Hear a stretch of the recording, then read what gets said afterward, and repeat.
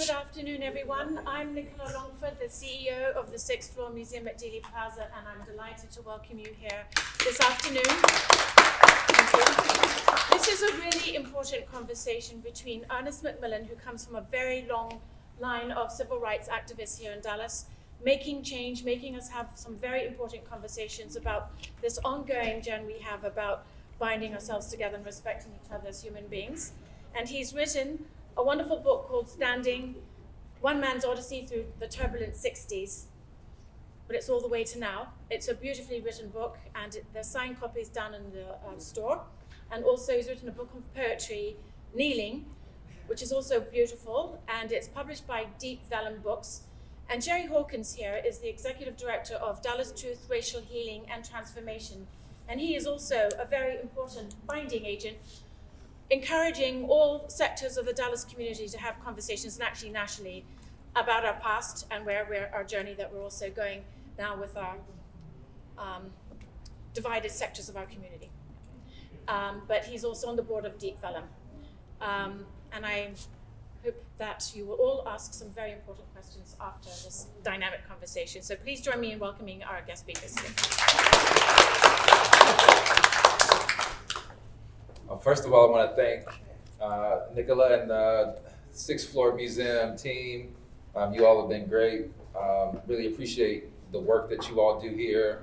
And even walking into the museum, it is a full house today, so I am glad people are coming to find out more about this museum, which has an amazing history and great team.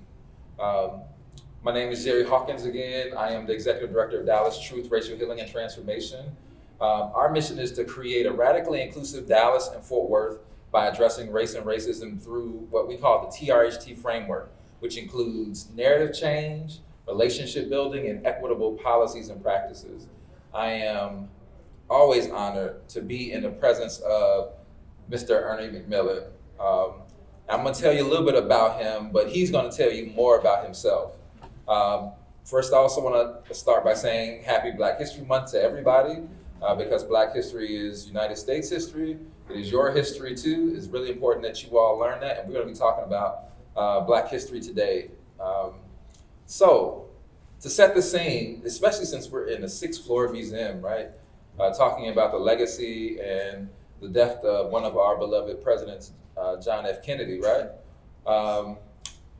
Ernest's book, Standing, talks about the turbulent 60s, and what better person to talk about those times than Ernest McMillan, a son of Dallas, but has an amazing story to tell in these books. So, Mr. Ernest McMillan, can you tell us a little bit about where you're from in Dallas, where you were born, where your family's from, and a little bit about your family history? Okay. Right? All right. Well, thank you for this fine introduction and for your presence here today. I hope we can share and learn together about our real history and from my perspective, and hopefully you'll see. Is that better? Can you hear me now? Okay, sorry. I'm just honored to be here with you today. I'm glad you turned out for today, and your presence will make a difference. I believe everybody has a light inside of them, and I think our responsibility is to share that light. And that's what I'm trying to do today as well. I grew up in Dallas when segregation was legal. It was the law of the land. Supreme Court reinforced it. Our congressmen and senators and governors acted it out and made it an everyday living, horrible experience for a majority of people from the Black community, if not all. So growing up in that period of time has its positive too, and has its negatives. Unfortunately, the down and the shortcomings outweigh the positives.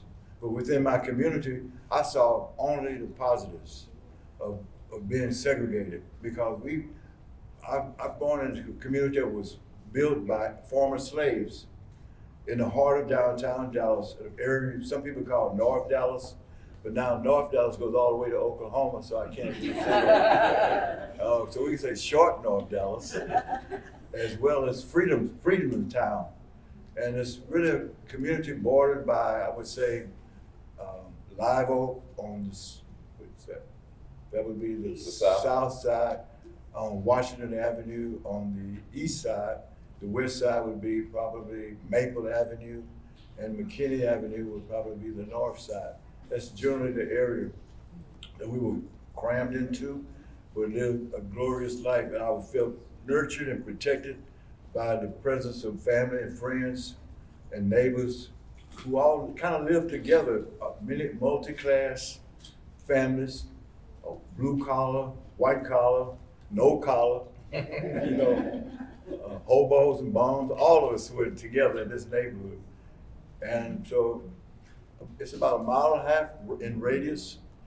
You could walk all these areas, you'll find parks, libraries, community centers, churches, of course, morticians, of course. And I was able to go from pre-kindergarten all the way to elementary, middle school, and high school within a 1.5 mile radius. And just having to be able to walk all these places, I could go to the library. The Paul Lawrence Dunbar Library was funded and created by Black men and women who raised money and convinced the city that we needed a library, because library facilities were closed to white only for the most part. So having a library in our community made a big difference. Having butcher shops, cafe, restaurants, nightclubs, shoe shine parlors, barbershops, all these different kind of enterprises of people interacting together daily, along with churches and schools. So growing up, I felt protected, I felt recognized, I felt loved, and I felt appreciated for being this tiny little tot who could walk the street without somebody having brutalized me or intimidate me in any way. So growing up in that neighborhood with a family that came from, I'm the third generation of my family born out of enslavement. My great-grandfather was the first generation born out of enslavement. His father was a farmer out of East Texas, around Mineola and Quitman, East Texas. And my great-grandfather said to himself and to his son, we're gonna get you an education. We're not gonna be tied to the land and have to go through all these things. So I don't have any imagination or any really proof to say how you come out of enslavement and have land and then can send your child to school, get an education, become a medical doctor. But that's a miracle in itself, all those steps. That was my father's side of the family. My mother's side of the family came out of rural Tennessee, Bradford County, which is in western Tennessee. She came to Dallas along with the rest of her family, her brothers and sisters and father. Her mother died when she was a couple of years old. So she was without her mother, but her father became the mother and the father for the family. And they decided to move from western Tennessee to Dallas because they had family here in Collin County, just north of Dallas and in Dallas County. And the prospect for getting and owning land was real because they had acquired something. So they were able to live with this extended family for a number of years, accumulate pennies and dimes and buy land themselves. And so my mother grew up on a farm. My father grew up as a son of a doctor. So we had the urban ingredient and a rural ingredient coming together, meeting each other when she was 18 years of age. She married my father because my grandfather, her dad, had grown old in a sense he couldn't take care of the land and care for it and grow crops like he used to. He managed to send his first 3 children out of 6 on to high school and college and become professionals. There were teachers and nurses that came out of the first 3 children.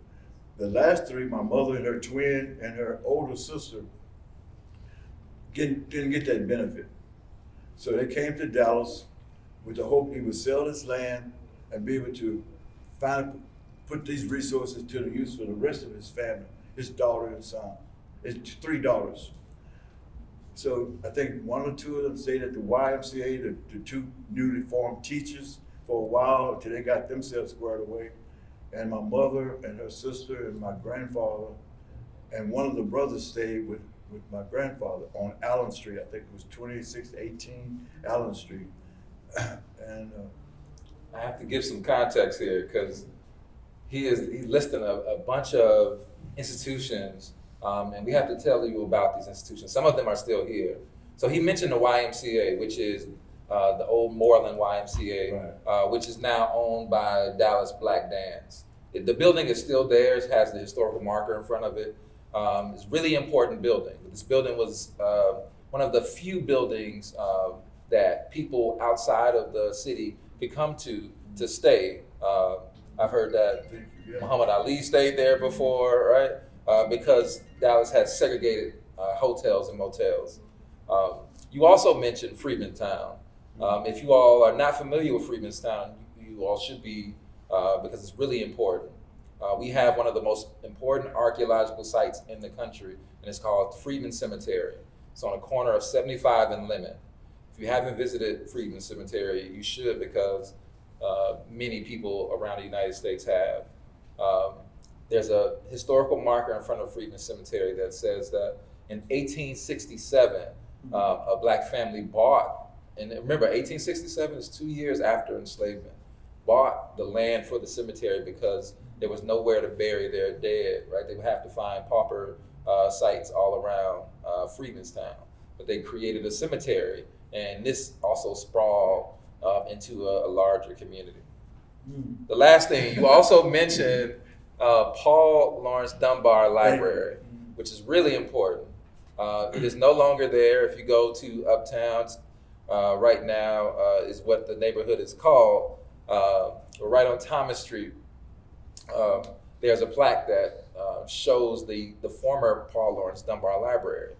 This library is really significant because libraries in Dallas were also segregated. That the city of Dallas was awarded, like many other libraries in many other cities in the South, a Carnegie Library. The Carnegie Library, really important because Andrew Carnegie, a Jewish benefactor, said he wanted people in the South to learn, particularly after the Civil War, and put thousands and thousands of dollars into libraries and institutions where people could learn. Unfortunately, it wasn't open to the black community here in Dallas. And so they petitioned Carnegie to build them a library in Freedmanstown. The Carnegie Library sent them a letter back and said, we can't do this unless the city signs off on it. And the city refused to sign off on this library.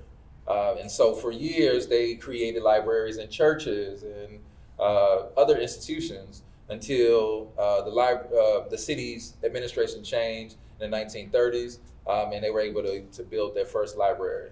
And there's a beautiful picture in the Dallas Public Library now of the opening of this library, and there are hundreds and hundreds of young people signing up for their first library card. So it's a beautiful story, and I love talking about that library because it was a fight for decades to get that library there. Well, thank you for that library. This brother, young, bright mind, keeps me on track. So we got an intergenerational thing here going. I appreciate this very much. Thank you for shining light, because I'm being educated as well. Yes. No, for sure, Brother Ernest. So I want you to talk about what was it like growing up in Freedmanstown, and did you all know what the outside areas outside of Freedmanstown were like? Did you all go out and work? Did you all go out and interact with other communities? Yeah, I felt safe in Freedmantown. No worries, no pain, no external forces at work to harm me on a systematic way. But stepping outside of that, riding the bus, even to get outside of there, you had to ride at the back of the bus. You went downtown to shop. We were limited on what places we could go. What clothes we could buy, we couldn't try on. The shoes we wanted to buy, we couldn't try on. The restrooms were segregated. The restaurants and the coffee bars, all those were segregated. So we were just third-class type citizens out there and just consumers on, treated as animals in a way. So growing up inside the neighborhood, having neighbors that look out for you, having your college professors, your teachers, your principals, your doctors, dentists, as well as your waiters and porters, all in the same neighborhood, next door neighbors and all. that was something I kind of took for granted. You know, I didn't feel like this was special, but it looks like it's very special to me today to have that ingredient. So the relationships were there for looking out for one another, observing strangers, and being alert for that. There were black policemen, I think, a couple of black policemen on the police force, but they couldn't arrest anybody white. I don't know how you handle it. You call for help and somebody doing a crime, somebody arrest these white guys. But if you were injured on the street and needed an ambulance, you only had to be a black and Clark ambulance to pick you up. You know, if a white ambulance come and saw you, they couldn't pick you up. They would drive away or call somebody else from Black and Clark Funeral Home to come and get you. So those were kind of things we could see every day. The shop owners in the neighborhood, there were 3 that were Italian owners, you know, no black-owned grocery stores per se. The liquor store, there was a black restaurant and maybe a black cleaners facility, but all the rest were white-owned. But you had shoe shops run and owned by black people, hotels and all that. So it was a really dense area within a few blocks area of all these kind of restaurant and food assemblies and businesses that supported everything we needed. I didn't have to go outside the neighborhood for virtually anything. Until I got the chance, I had to go get a job in high school, become a dishwasher or a porter or a waiter, and those kind of positions. Then that's when I began to see the class and color distinctions coming to fore. And so my expectations were high for getting through high school, going to college, becoming some kind of professional one day. But you could see these invisible hands and visible hands at work that said no.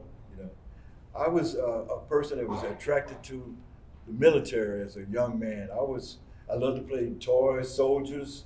I loved to play army and so forth. We had a group of young men. We'd get together and we would plan ambushes and attack one another with sounds of gun, boom, boom, boom type things and play. And we would also hide out. And when the alley next to my house was a place where the winos would come and drink their wine or hot scotch or whatever and try to hide it to come back and get their stash. We'd find their stash, empty the contents out, write a little nasty note on it and stick it back in there and watch when they come back to see their reaction. Wow. You know, so those are the kind of things we would get into.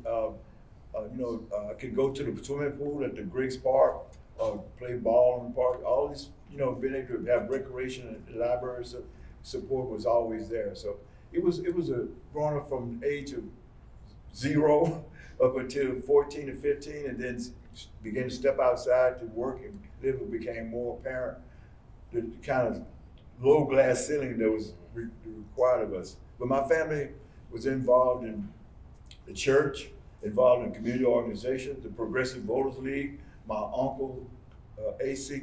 Partee, was executive secretary of the Progressive Voters League. So their job was to help organize the community for voter power. So in those days, you had to pay the voters, poll tax. So that was a burden on people. So they would allow people to save their money, their nickels and dimes, to get up with the $8 or $10 they needed to be able to buy a passport to vote, the poll tax. Can you tell us a little bit about poll taxes? I think young people, I'm talking to myself even though I'm not so young anymore, right? But young people still don't understand that people had to pay to vote. And what does that mean when you pay to vote, right? It's a mechanism to stop everybody from voting, right? Yeah. So poor people who couldn't pay that poll tax couldn't vote, right? So say a little bit more about the poll tax and how that worked. Who sold poll tax? I think it was all organized by the state of Texas and then administered through the counties and the cities. We had an all-white city council, all-white state representatives and state senators, all-white mayor, as well as senators and so forth. So that was reinforced by that kind of behavior. What the Progressive Voters League tried to do was trying to pick the lesser two evils and make recommendations for who could best be better served than the other. So they would come up with slates for people to consider voting for. And the NAACP was involved with this process, the Progressive Voter League, and just churches as well would organize and speak to the pastor, would speak from the pulpit, invite people to speak who they felt was more acceptable than the other who was less acceptable, for lack of a better word. And so we had churches like St. Paul Methodist Church, became St. Paul United Methodist Church. Reverend I.B. Loud was a pastor. He was a very eloquent pastor, a very forceful person, and he lived in the neighborhood on Hibernia Street. Dr. Leslie Patton was the principal of Booker T. Washington High School. He started the first Negro history class in the state of Texas before it became statewide. It was Negro history then. And he would take the opportunity to come to our classroom and talk to us about the system. He would read passages from books like The Black Bourgeoisie or books by Du Bois, people like that, and just tell the teacher, go take a hike and talk to the students. And we would have fireside chats, he called them, where all the students, I think there were 800 or so, 1,000 of us in the school, would come together maybe once every month or so, and he would just talk to us frankly about the world, what we could expect, what can we see, and then reinforce the fact that we can accomplish what we will, and that we could and help uplift our spirits. And then he would tear us down and say, but y'all doing this, that, and the other, you know. So he would be balancing his attack on that. So having leaders in our community like Reverend Loud and Dr. Patton and others who took care and time to educate us was momentous for us all time. Yeah, for sure. You also mentioned some other sites that are still here, you all. Come on. Griggs Park, right? Named after Reverend A.R. Griggs, formerly enslaved man who built the first black school and first black newspaper in Texas. He mentioned St. Paul United Methodist Church, a building that's still here, and also Booker T. Washington. At one time, it was the second public high school for black people in Dallas County. At one point, the only black high school in Dallas County that was so crowded that juniors and seniors had to go for half the day, and freshmen and sophomores went the other half of the day until they built Lincoln High School. And when Booker T was built, we had students coming from West Dallas and from Hamilton Park, bused in because they had to pass by white high schools that wouldn't accept them. They would have to be bused from their neighborhood to come into our school. So that was one thing so it was maybe 1,200 students in the building at all times from various different communities. So I'm gonna fast forward this a little bit. We're gonna pass your high school life because you went 3 generations out of enslavement. You were accepted and went to one of the most prestigious historically black universities in the country, Morehouse College. So talk about you going to Morehouse College and then your journey leaving Morehouse College, and why did you leave?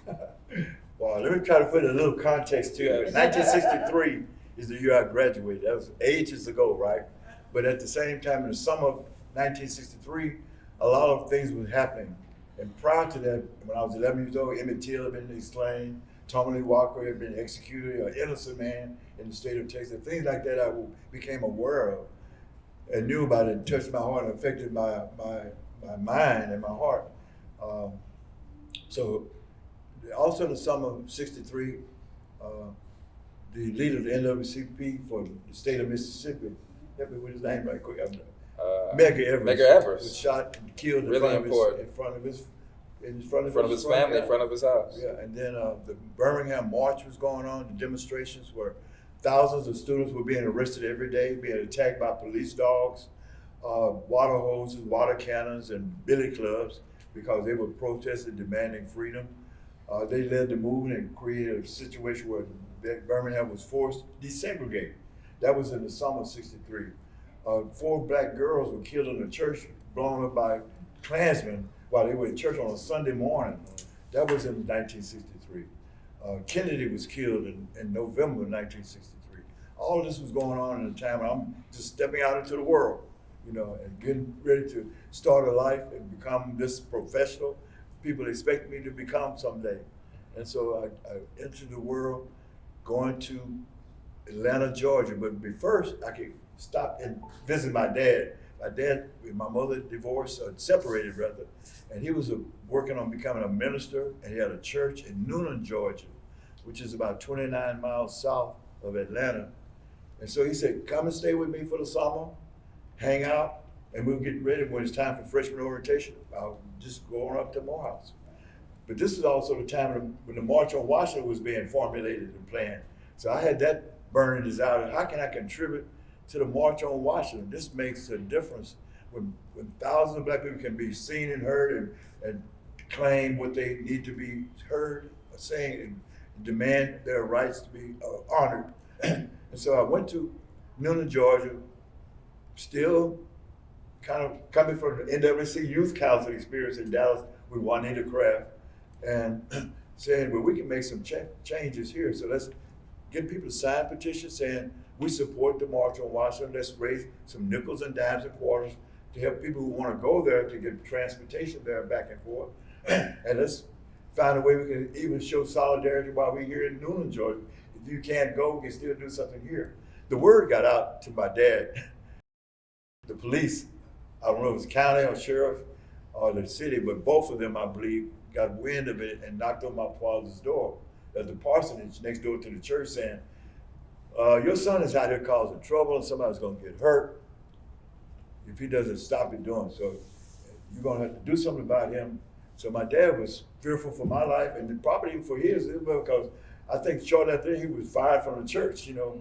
But basically, he told me, get on a train, go back to Dallas and chill out.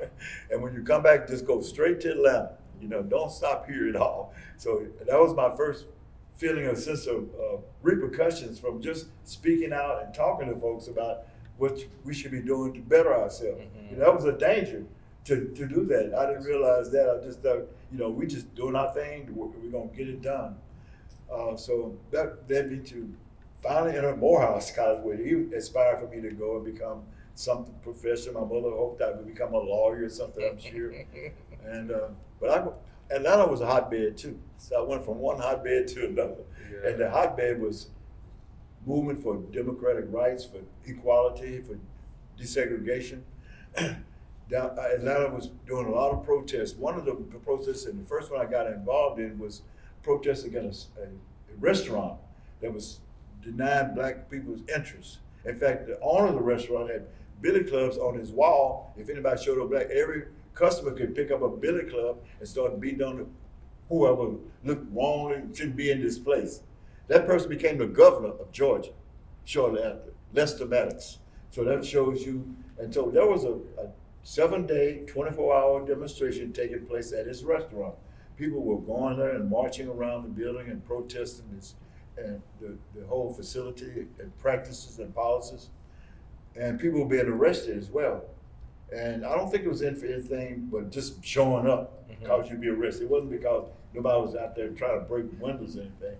So there was a truck going through the neighborhood, came through Morehouse campus saying, we need people to come downtown and volunteer to join the march, join the fight for equality at the restaurant. So I did, I joined it. And that's when I met some of these radical folks, these belligerent people who were not just peacefully, calmly walking around with suit and tie, they were shouting and demanding and wearing signs that called for change.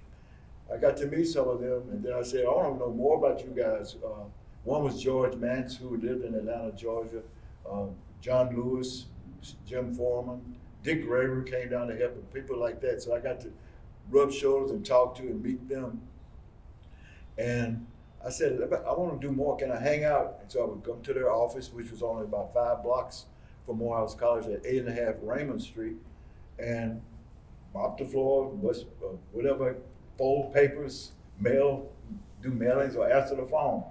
And so I started doing those things. And answer the phone was just a pivotal experience for me because they had a wide area telephone service. It's called a White's Line, wide area telephone service. And so people could call from anywhere in the South to the office without charges, without financial burden. So I would answer the phone, people would call and report incidents, report progress, report setbacks, report what was happening from different field secretaries in different places. I get calls from Meridian, Alabama, Meridian, Mississippi, Biloxi, or different places like that saying, Somebody just got shot today, we have a demonstration tomorrow, can you make sure we have X, Y, Z support? Things like this, I would get reports like that and pass it on. And I said, what am I doing sitting here? Why on the other end of the phone? So I was 18 years old, and I was considered a minor. I think you had to be 21 to be able to sign yourself up. So I Sign yourself up for what? I'm sorry, thank you for becoming a SNCC field secretary. So tell us what SNCC is. 'Cause Okay, SNCC you was- mentioning all of these amazing names, John Lewis and all these other folks, right? We didn't even get to H. Rap Brown, right? But We tell didn't. us, and Stokely Carmichael, tell us what is SNCC? SNCC was the organization that the initials stand for Student Nonviolent Coordinating Committee. It's an organization that its work was dedicated in the Deep South, in the what we call the Black Belt South, which is pretty much stretched from Virginia all the way to East Texas. It reflected the absence of power in our lives because the people who were voted into office year after year, session after session, became senior representative, chairman of different boards in the Senate and the House. So you had people who led or chairman of the House Ways and Means Committee, Appropriations, Armed Forces, you name it. They were coming from the South. The Senator Eastlands and all these folks were being repeatedly elected, but they were coming from counties that were majority black, who couldn't vote, weren't allowed to participate. So they were there representing a minority view. And the Republican at that time was one who was representing progress. Can you believe the flip we had? But anyway, so the Democratic Party was the Dixiecrats. And that was the heart of that power. That power was in the Deep South, based on disenfranchisement of the masses of people, black people that lived in those counties. So that's where the work was focused. The SNCC was basically saying, we want freedom now. Most of the people who formed SNCC were veterans of the freedom rides and the sit-in movements of the 1960s. In early 1960, a woman by the name of Ella Baker, who was a secretary to Dr. Martin Luther King, she had a history of organizing in New York and so forth, working in progressive movements. She said, what these young people do, we need to bring them together to have a conversation of what's next, what can they do, how can they be more effective? And Dr. King provided with the funds to secure the campus that she graduated from, Shaw University in North Carolina, I believe, and to hold this conference. And she brought together about 300 young men and women who had been engaged in freedom rides and sit-ins, who became leaders in Atlanta, Nashville, all these different places through the South, to come together to see what's next, what do you want, what can we do together? And so they began, she did her research and found out who they were, got in touch with all these folks, and they came, they showed up. I think it was February 1st, 1961. It lasted for several days. Her goal was, you guys talk, you got my support, whatever you can do, I got your back. I want to help you out. You don't have to become a part of SCLC, you don't have to do this, that, you don't have to do anything. Just whatever you want to do, we're going to support. So they decided that, and Dr. King made a speech to them too. I don't think he said join in the SCLC, but he did emphasize the importance of their work and how he would like to work with them. Yeah. So the pressure was on, but the youth decided wholeheartedly, collectively, to form their own organization, to become an independent group that will fight in the Deep South and begin to make changes. So they adopted the name Student Nonviolent Coordinating Committee. That was 1961, I believe. And so that's how it grew and it functioned, and further it evolved from being just demanding freedom now and talk about desegregation and lunch counters and things like public accommodation. But the heart and soul was let's support the grassroots movement and the grassroots fervor for change. Go deeper than that. We were nonviolent, but the farmers and people in the Deep South had their own guns and weapons and protected themselves for hunting and all those kind of things. So they didn't really agree, I think, wholeheartedly with nonviolence, but they saw it as a tactic.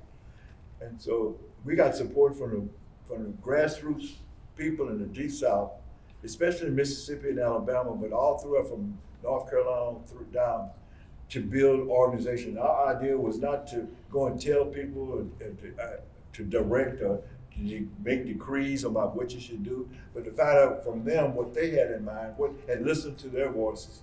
and to find a way to help their leadership grow and become more self-reliant.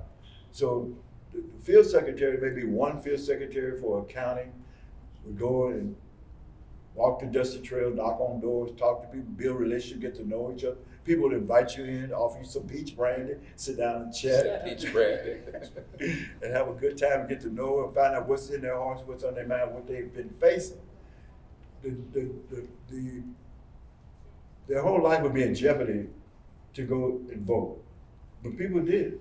They wanted to reddish, R-E-D-D-I-S-H, reddish to vote. And it would be, that was the cry. I want to be involved. I want to do this. They can lose their land. They can lose their churches. Churches are being bombed and burned. People have been kicked off the land. People have been assaulted, and shot, and killed for even showing up at a courthouse or talking in their churches about this, what organizing for that. So it was a dangerous time, but people were bold and courageous and determined to make a difference and make sure that children and their children's children wouldn't have to go through the same things they have. So let's go back to that story. You said you had to talk to mom and dad about signing up for this organization. And I want you to talk us about that story and then take us back to how you got back to Dallas. Okay. Well, I was really wondering how I'm going to get permission from anybody to sign this, because they were looking at me to become some kind of professional one day, and this would be anti that totally. So I went to my father, who had a church and was living in, he was attending interdenominational theological seminary in Atlanta and living in Atlanta. And he is one I first went to. I ran my spiel down to him about how important this is to me, how meaningful we could be doing things, how important it is as far as making change. And his thing was, what about you, son? Your security, your safety, I'm concerned about your education. And he was reluctant to go along with me, but he didn't ever say no. He said, let me let you talk to your mom. So he got my mother on the phone.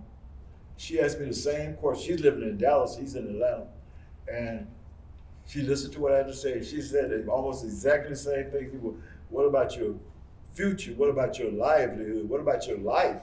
You know, what are you losing with your job? So they warned me and cautioned me and questioned me about my motives and all. So I was able to express my heartfelt emotions and my calling, I felt it was, to do something. So my mother first said, well, if you're serious, that's what you really want to do, we're going to support you. So it went from 180 degrees to like, we'll support you. And she said, put your father back on the phone. And so they talked for a minute, I'm listening, waiting, so finally, okay. Then they signed a document for me to join. So that was my encounter with becoming a cadre member for SNCC. SNCC wasn't a membership organization. It was all about 150 people who made up the Student Nonviolent Coordinating Committee at that time. And they were full-time organizers, working in the Deep South. And so I became a part of that group. And I had some wonderful mentors and leaders like Willie Ricks, who was the first one to say Black Power, along with Stokely Carmichael. He was working with me side by side in Lee County, just north of Albany, and Charles Sherrod, people like that. So I got immersed with that. And then in 1964, the Voting Rights Act was miraculously passed through the fight and blood and sweat and tears of so many people. Finally was enacted. In 1965, the Voting Rights Act was passed, became law. And so people were saying to us, okay, you guys can go back to school now. You've done your job, mission accomplished. You know, so the National Negro Council of Women was one organization. I know it provided me with a scholarship. There were others who provided us. So I got maybe a $500, $750 scholarship to go back to school. And I chose to go to University of Texas at Arlington, which was those days was called University State College. So I enrolled on campus, and to my surprise, to my astonishment, a rebel flag was flying over the campus. Mm-hmm. People were doing things like calling it Old South Week, recognizing the Great South, you know, wearing Confederate uniforms on campus. What was the mascot? The mascot was the flag, right. The Confederate battle flag. Right. So and the sports figures, the athletes had those patches on the rebel flag on their back. Cheerleaders had that. You know, they would have different events where they would dress up in their gowns and their uniform, and they have people in blackface being auctioned off, you know, to show their pride of the Deep South and its legacy. So I And said, this what? is This is what, the 1970s, 1965. 1970s, right? Yeah, 1960, and I think it went on for years, but we organized a group, we call ourselves the Student Congress on Racial Equality.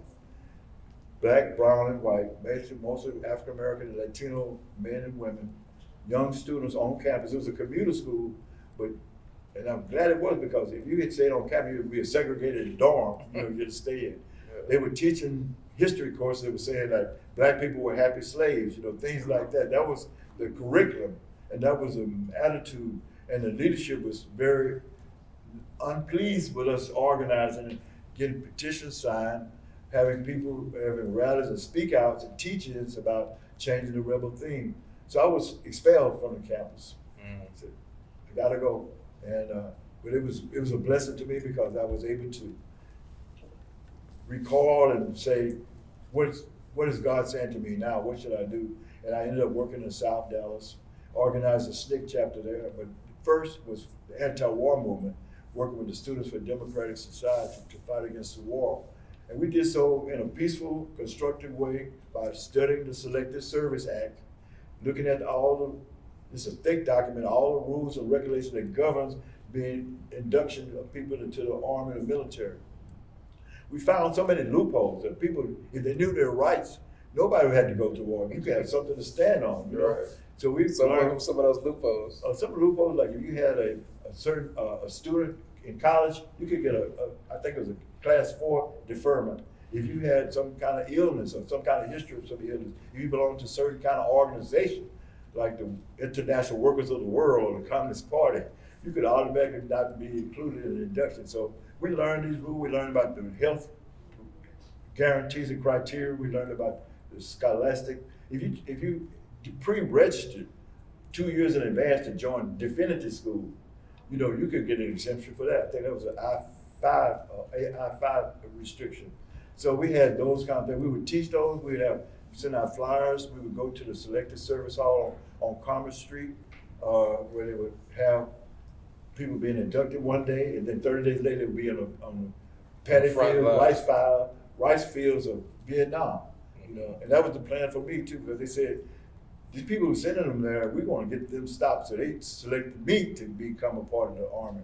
They first put an article, announcement that Marxist-Leninist people were organizing and being traitorous to the United States by advocating not to go fight in the war.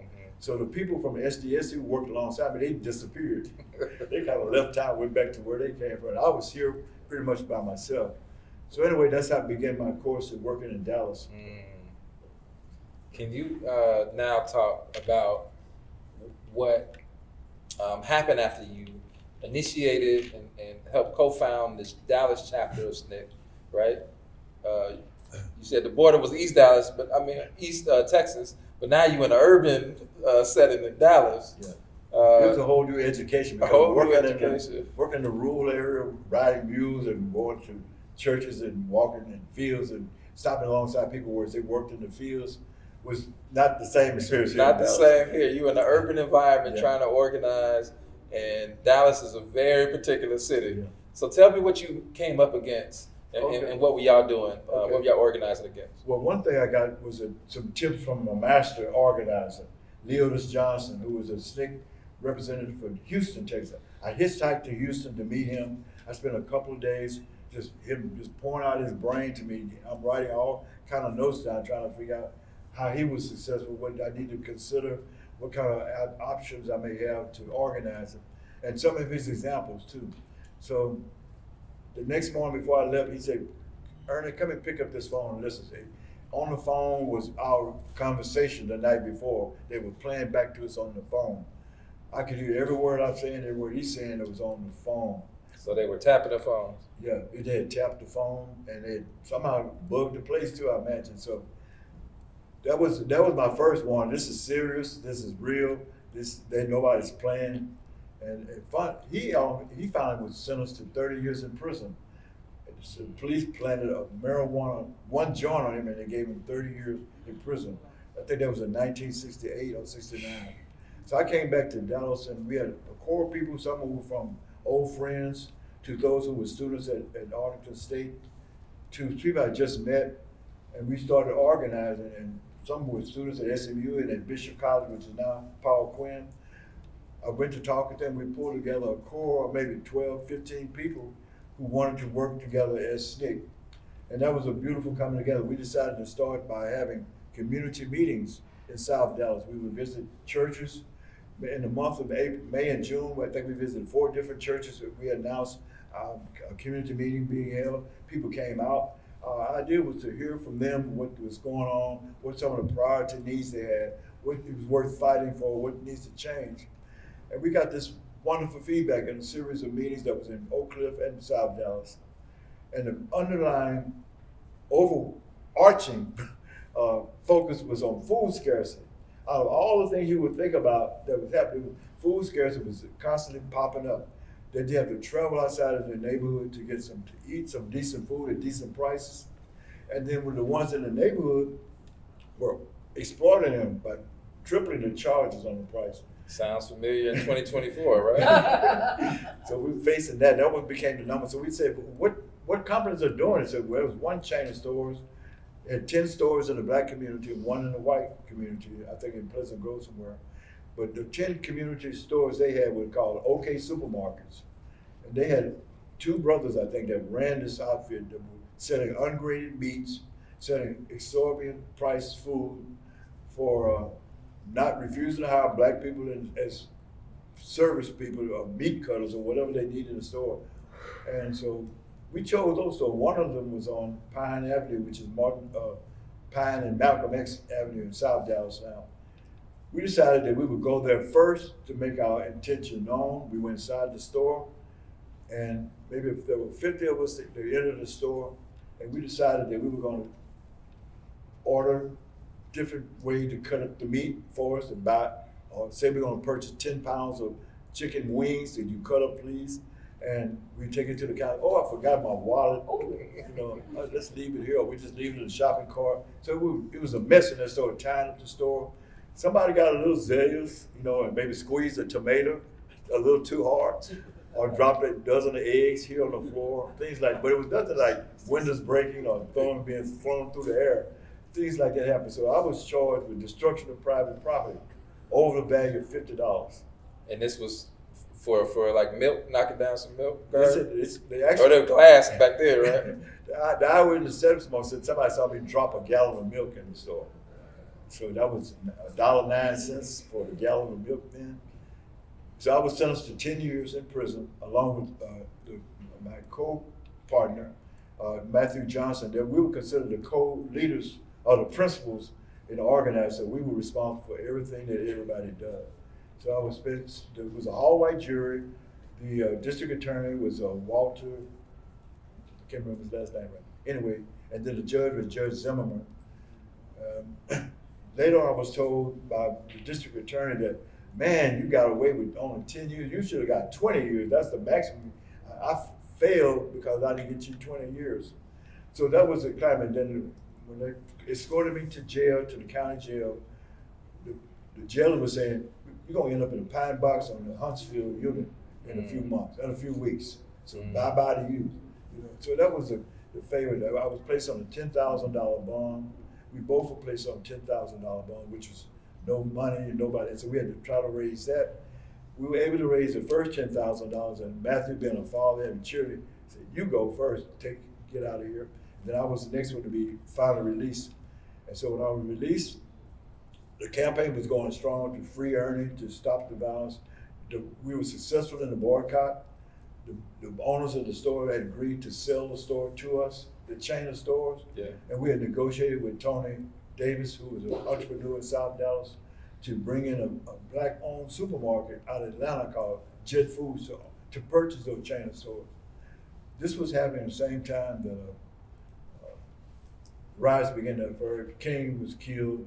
All these things were going on. The March on Washington the Poor People's March was being planned.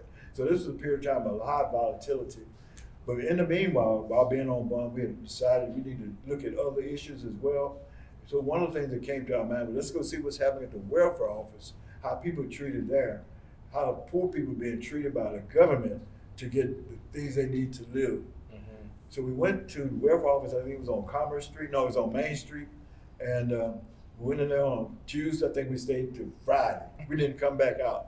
And so the people, or the staff just said, we're gonna leave y'all and just lock y'all in. And that single move there was the reason we didn't get arrested, because our lawyers, Ed Polk with legal services, providing injunctions, said since they left us in the office, then they're not in violation of anything. So we were able to hang in there, and we were able to get the Dallas County legislators to come and visit us off the site and negotiate a bill that was finally passed to raise the welfare limit to a couple $100 more a month. But in those days, a woman was mainly the welfare recipients of aid to families with dependent children. So they had rules already. They had no rights. Somebody could just walk in your house at midnight, say they with the welfare office, and go check your refrigerator, sit there and sit in whiskey in your work, or see if the man is living in your bed or any other residence. So they can in your welfare dose, I guess you call it, if they found any kind of violation like that. They would issue like cheese, meats, and stuff like that. You know, there was the little goodies, I guess, but for the most part, it was a dehumanizing system being enacted. So that was another there were other protests, but those are the things we were doing, I think. Yeah. So I want to make sure y'all have some questions ready for the Ernest. But there was a lot happening in the late 60s, early 70s. Particularly with freedom fighters like yourself and others. You all knew that your life was in danger if you would go back to these prisons and these jails. So tell me about the decision not to go back and what happened. Tell me about the decision and what led you to flee the government. Well, I guess I was still under the illusion that there was some decency in the government somehow. And that it was a reason that I could survive this reasonably well. And somehow I could get some knocks and abuses, of course. But I bought a rifle after I'd been sentenced to the destruction of private property charge. I bought legally over the counter a 30 caliber carbine with a 30 round clip. Mm-hmm. For self-defense for my home. I found out later that the landlord for the apartments I lived on, Cedar Crest, was also a paid agent. So she informed the police, or somehow they found out I bought a gun. So they raided my home. It was 4 occupants on myself, my wife Felicia, and Ed Harris and his wife, with in our 2-bedroom apartment. They kicked in the door. I don't think they kicked in the door because I think the landlord gave them a key to come on in. You know, so they had guns pointed, threatening, shouting. Our living room and kitchen area was filled with maybe 20 cops and more. We found out later there was helicopters flying around. They had blocked off the whole area. And also were hitting 2 other houses, ours in West Dallas and South Dallas at the same time. So it was a synchronized raid on our homes. And they were able to have pictures of what they confiscated in the paper the next day. They're like 4 or 5 guns, 4 or 5 pistols, you know, like something no drugs, no illegal arms, just necessary home defense.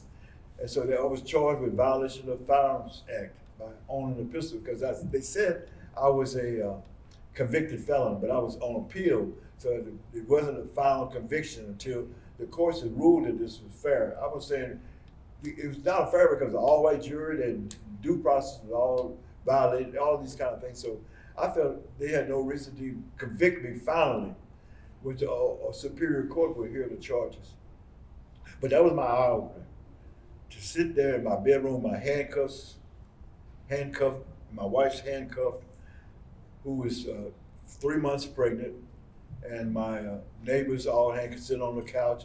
These guys running around my house, pointing guns at us, screaming and hollering, foaming at the mouth.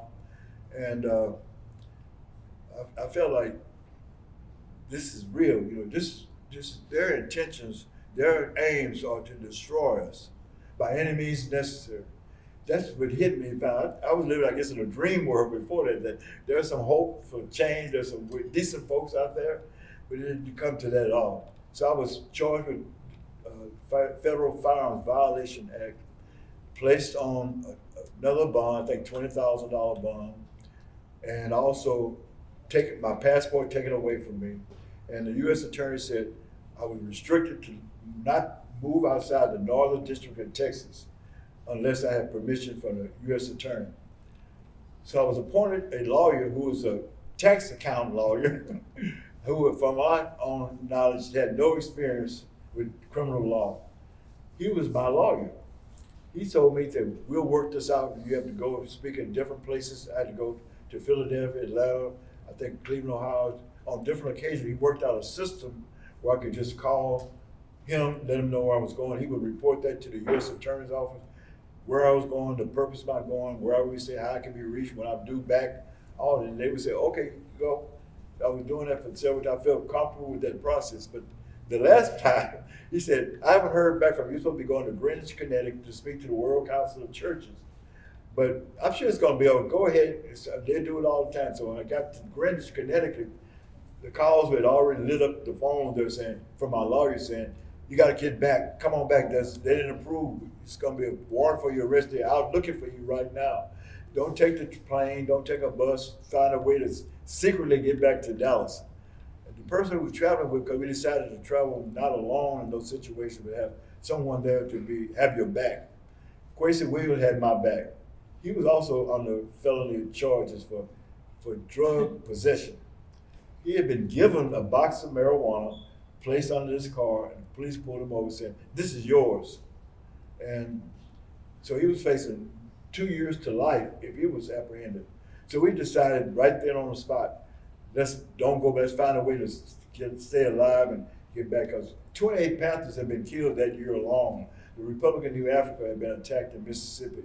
The Shrine of Black Men. We've seen all these things happening all over the country. It was a program endorsed and carried out by J. Edgar Hoover called a counterintelligence program, and not just toward black organizations, but any progressive-minded organization, especially for people of color. The American Indian movement was under attack. The Chicano movement was under attack. All these different places we had the Puerto Rican and the Young Lords. All these different groups were being attacked systemically around the country.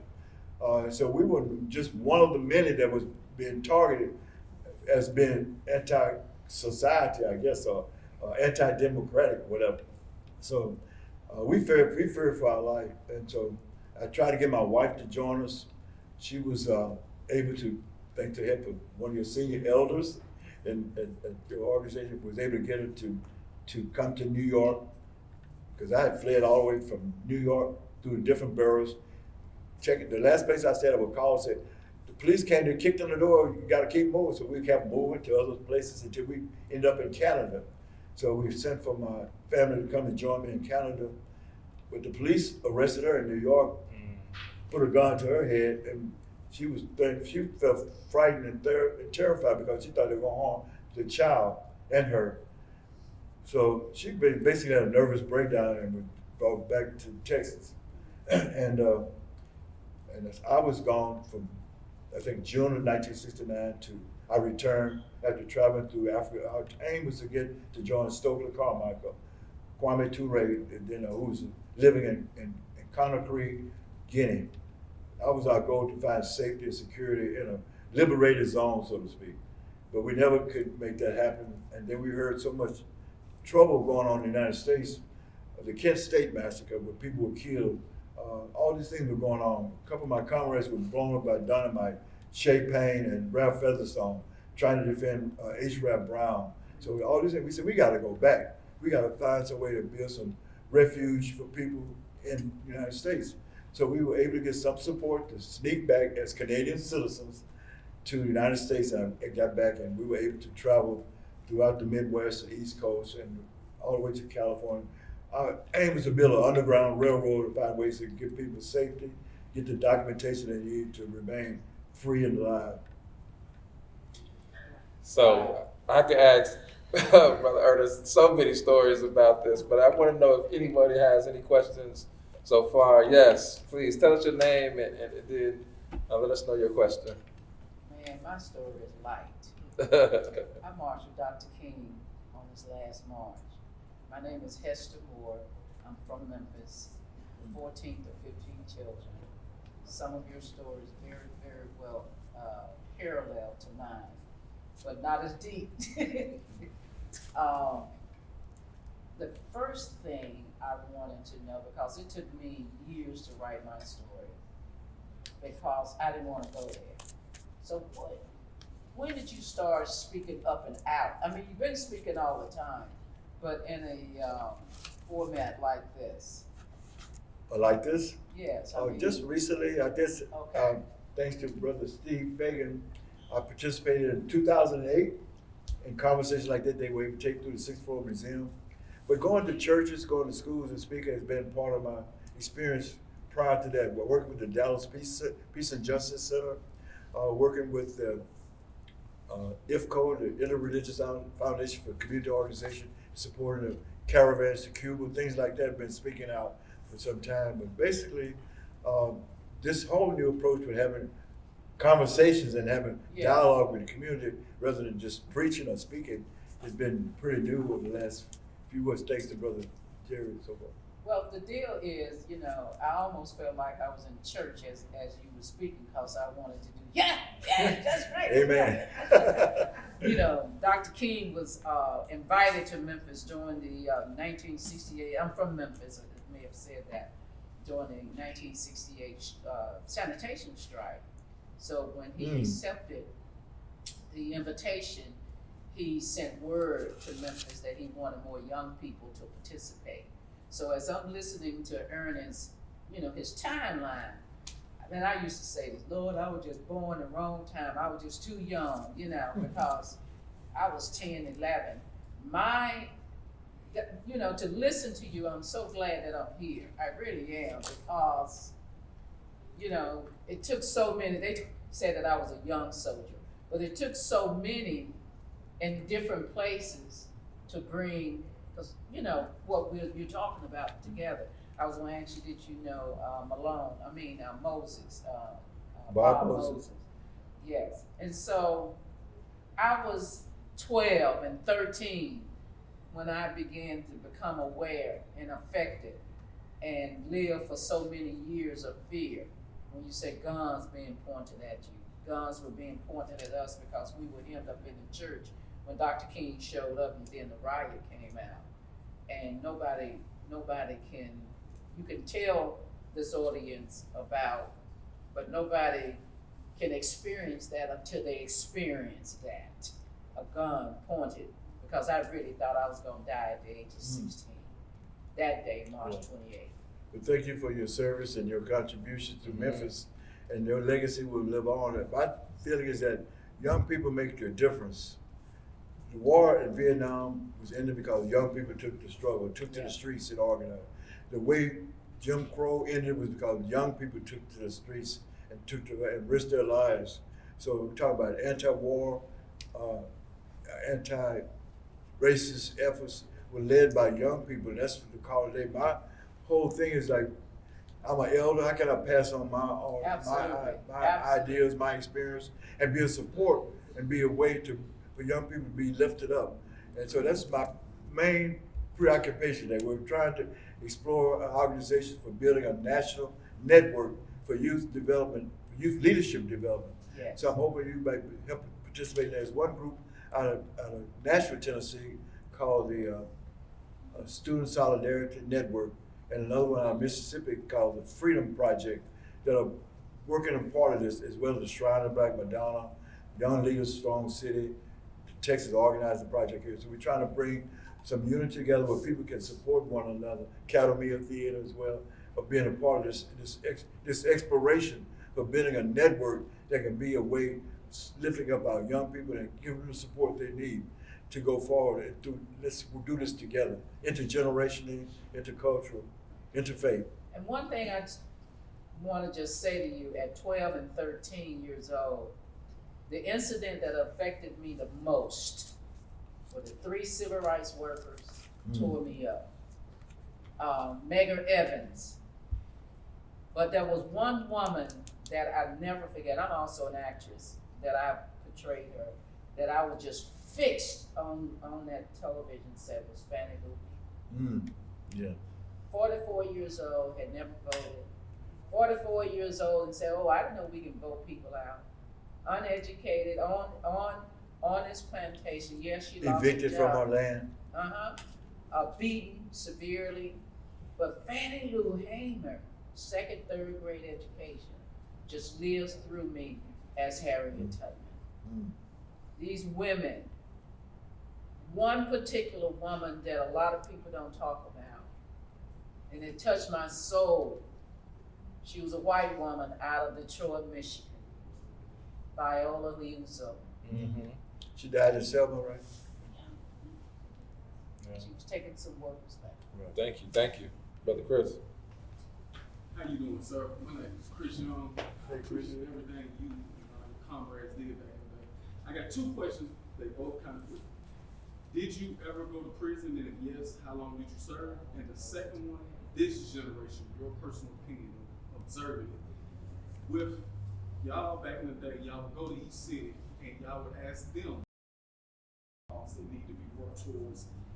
This generation, with the distractions and the lack of courage to stand up to the powers that be, does it make you a little bit pessimistic about true change coming? Changes came for material things to make it look like everything is fine, but income and wealth equality is blatant, and then genocide, Palestine. Okay, can I ask you, you said there were two things, especially for the young people that you, what was Did you go to prison? And Huh? how long? And are you pessimistic about this generation Okay. fighting back? Okay. I served about 3 years in the state and federal prisons, back to back. It grew out of a charge. All these charges they had against me, like firearms violation and draft evasion, they dropped them because they were frivolous in the beginning. But they found a way to charge me with evading arrest, I guess you might call it, or refusing to show up in trial, and for the incident around Oakland Supermarket. So they combined those two sentences together to be 10 years for the state and 3 years for the federal. They were run concurrently. So I was able to experience going to the minimum security prison in East Texas at Texarkana, to Leavenworth prison in Oakland in Kansas, all the way to these prison forms in Texas, like Retrieve, for example, Ramsey 1, those kind of prisons. So a total of about 3 years. I was put in solitary confinement through a Texas prison system. I was beaten for so-called refusing to work on a Sunday, around Father's Day on a Sunday, 1973, along with 9 other men who refused, who I didn't even know, who decided they were not going to work either. They made an example of us at Retrieve to march us out in the field, after beating us, and might just walk and pick up some corn, and while the rest of the 300 prisoners were on their tractors watching us get beat and humiliated that way. So as far as this generation today, I have the highest hope and aspirations for them. I know we have some obstacles, and I know we have some diversions that are active, so we have some relationships that have been tested. I think the pandemic has set us back a long ways too. I visited a couple of schools in Albuquerque, New Mexico, post-pandemic, and I see we lost a lot during that period of time as far as education. I think when you're trying to go forward and you stop paddling, you're not going to stop still. You're going to be pushed backwards. So I think there's been a course to be pushed backwards too in terms of education. You look at the state of Texas, how they're banning books, how they're restricting voting rights, and how they're suppressing people, and how the police have been co-enforcers of the law for violence. So we look at all those things too, but I think our young people can benefit from our stories and our understanding and our sharing. So I have high hopes for those. I know it's going to be difficult, but I see there's a group of young people that are working with extreme, strong efforts, like Young Leaders Strong City, like the young people in Mississippi, the Freedom Project, and like the students in Memphis, Tennessee, and others. When I was in Albuquerque, I was there for a Martin Luther King celebration, and we had a program where I could read my poems, but they wanted me to stay. They had a special room, so I ended up going from 9 that morning to 2 o'clock that afternoon, just talking with people and listening to their question. They were very encouraged, and they want to see more of this. And so another part was talking with people about honoring our ancestors and how to hear their stories about who the ancestors. We talk about ancestors of mothers and brothers and cousins are now ancestors because of violence or drugs. So we're hearing these stories from young people today. So what they're facing with, I can't imagine. I think it's even increased the repression and the exploitation of youth, especially with human trafficking and all these kind of things, immigration reform, lack of that, all these kind of things that combine all the pressures on our young people so much. I think also with the absence of our education system being progressive and proactive and teaching and being comprehensive and being holistic and combining things and not being driven by a test, exam, has hurt us tremendously too. So I think I was in a classroom with 7th graders, and there was I went to one table, I said with this young lady, she said, "Can you help me spell this word?" I said, "Oh, word, W-R-D." She said, "How do you make a W?" This is a 12-year-old. I said, I had to draw the alphabet and point to where the W was and the M-O was and the R was and the D was, before she get this. And that was not necessarily atypical. That was just a sign of other things, because not only the lack of education, but the lack of support and healing from trauma, and dealing with violence in the streets, all these kind of things are in our faith, So I think those are the kind of things we need to address. But I'm extremely optimistic, and I think it's not based on some pie in the sky, but real about seeing experiences. People like the Young Leaders Strong, so they meet on every Saturday, and they have a summer meeting. They're dealing with all kinds of issues, and there's the Ella Baker Institute in New York that has 3 chapters in Brooklyn, New York, that are doing work for promoting youth leadership development and advocacy and making change. So I'm seeing all these. I think it can be multiplied exponentially around the country, because that's our hope. That's the next generation. I'm not going to be here much longer, but you're going to be here a while. We're going to see the struggle go forward. We've been doing this dance 1 step forward and 2 steps back. Let's see if we go 3 or 4 steps forward next time. Let's do that together. I just want to say, I work with the April 4th Foundation in Memphis. I go every year and do a civil rights workshop with Lamorne On College. Dr. Johnson Salisbury is the CEO and founder of the April 4th Foundation. So I want to give him your name also. Okay, but thank you. Lamorne On, I do a week-long civil rights workshop there. Thank you. I thought you had a hand up. Yes, sir. Thank you so much for your talk. It was really helpful. Thank you for I was being born in Mesquite in the 80s when. Can you speak up a little bit, please? I was born in the 80s in Mesquite when the Dallas Housing Authority, I think when they were sued at the Supreme Court for their housing discrimination. I had no idea until I came back to Dallas as an adult. My question for you is about kind of to piggyback on what Chris had mentioned, was the apartheid conditions and genocide in Palestine, the militarization of police, and how it's affected Ferguson, and just some of your perspective on that, because you've got many more years than I do looking at these issues. Thank you for answering that question. I'm glad. I haven't been able to sleep much since October 7th. I've been terribly troubled about what I'm seeing in the world. And I'm seeing a situation where people who are considered the victims are actually the executioners in real life. So I'm having some difficult conversation with people, but I'm seeing that what Nelson Mandela said, we're not free until everyone is free. That's it. As long as Palestine is not free, I can't be free. And so I see this indiscriminate bombing and blowing up of lives and buildings and schools and hospitals and homes, making it's not, to me, a war of Hamas versus Israel. It's like Israel versus Palestine, in my experience. This is what's actually happened. So you got all this uncollateral damage going on every day. I know what happened on October 7th was horrific. So many people were killed, murdered, captured, raped, and hurt. But this, if you put it in the context of from 1948 to 2024, it's been over 70 years of oppression and land stealing and humiliation and apartheid in Israel. All these years. So you had okay, we're gonna march and we're gonna say we want to return. 20 people shot from 500 yards by Israeli armed forces. The land has been grabbed. We have people coming from all over the world grabbing land. Olive trees have been burned to the ground, so you can't have an economy from the Palestinian people. All these things are happening. So land has been stolen. Race has been introduced by segregating and creating a system of apartheid. And while they're bombing in Gaza, people are burning, hurting people in the West Bank as well. You know, and there's no Hamas there. You know, they're supposed to be targeted. If you're gonna be after Hamas, you need to be selective and target those forces. I haven't seen any military armed vehicles from Palestinian people. There's no Air Force.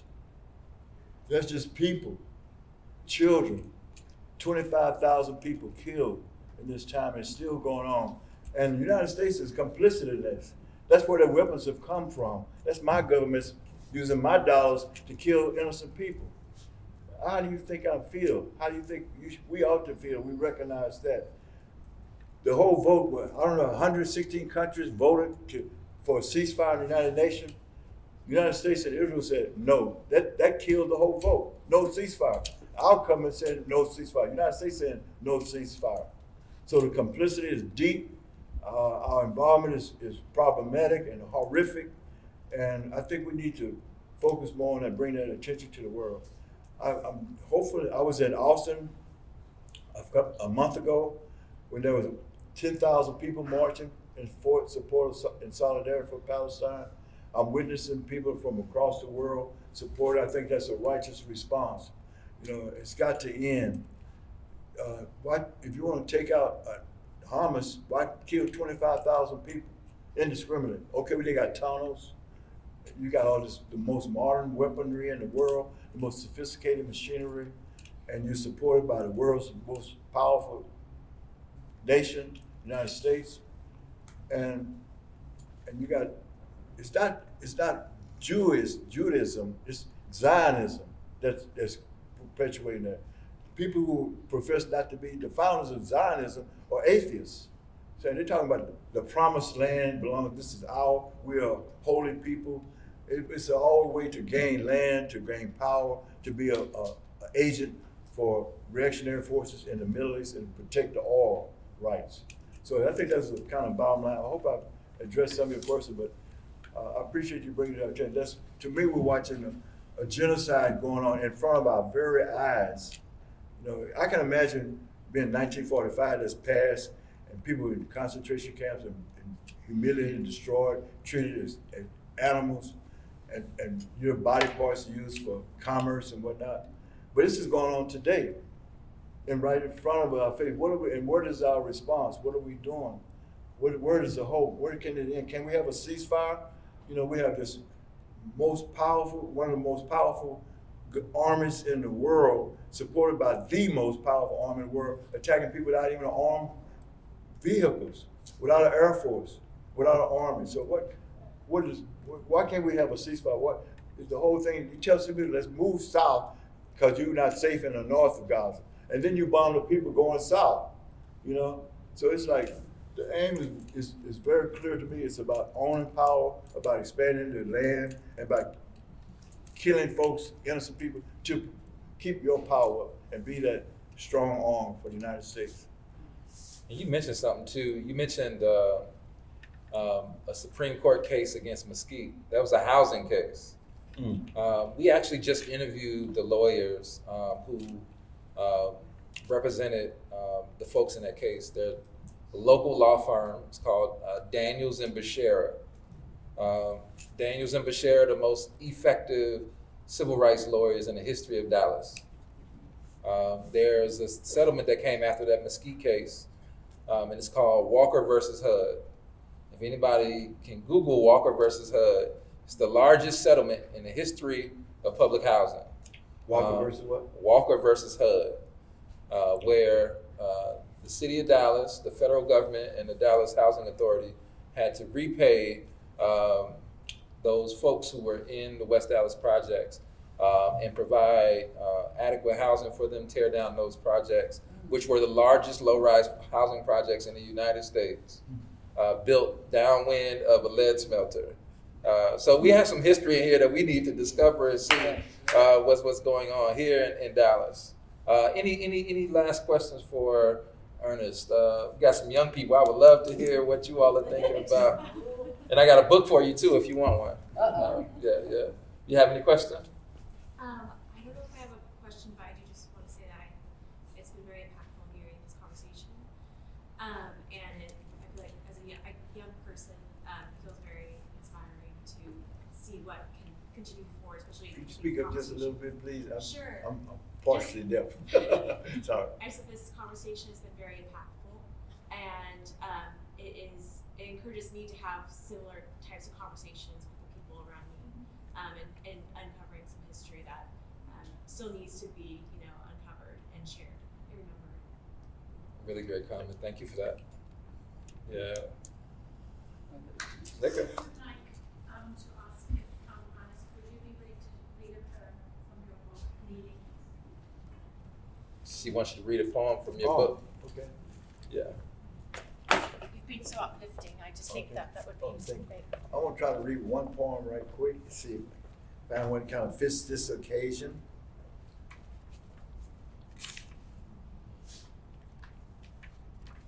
Okay, this one is called Let's Go Forward Together. I'm gonna stand up on this one. My knees are over here. Move the knees. Ceaselessly delve, search, dig, move, ask, rip, tear, reach, plunge, go, question, push, drive, soar. Soar beyond flags, across borders, through icons. Ceaselessly delve, search, dig, move, ask, soar. Beyond symbols, ideals, words, images, rituals, crosses, crucifixes, temples, beyond churches, synagogues, and mosques. Yes, yes. Ceaselessly delve, rip, tear, reach, plunge, go, soar, transcend languages, tongues, idioms, speeches, prayers, sermons, lectures, cheers, rallies, marches. Ceaselessly delve, question, push, drive, soar, eternally discovering, seeing, witnessing, experiencing, forever imbibing rawness, impulse, extension, longing, thirst, yearning, desire. Forget self, drop motive, abandon ambition, leave desire, depart goals, just aspire. Aspire to aspire. Aspire for aspiring's sake. Yes. Ache, yearn, hunger, love. Simply love. Love simply. Only love. Yes. Rise and soar.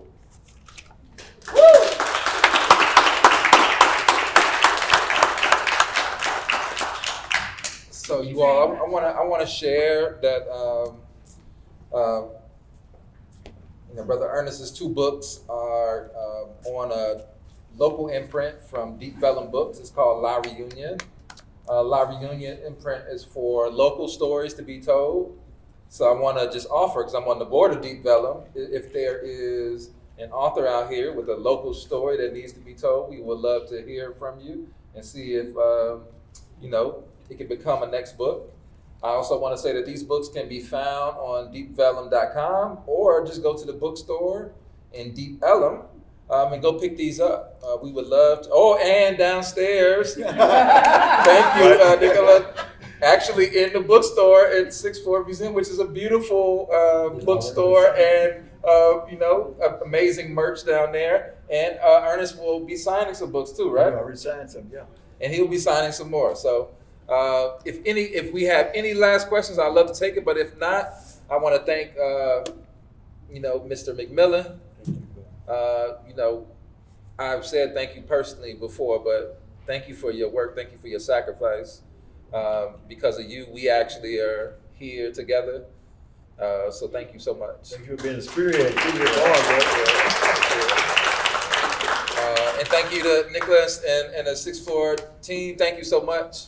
And thank you all for being here, which is most important, especially you all, young people. All right. Thank you all.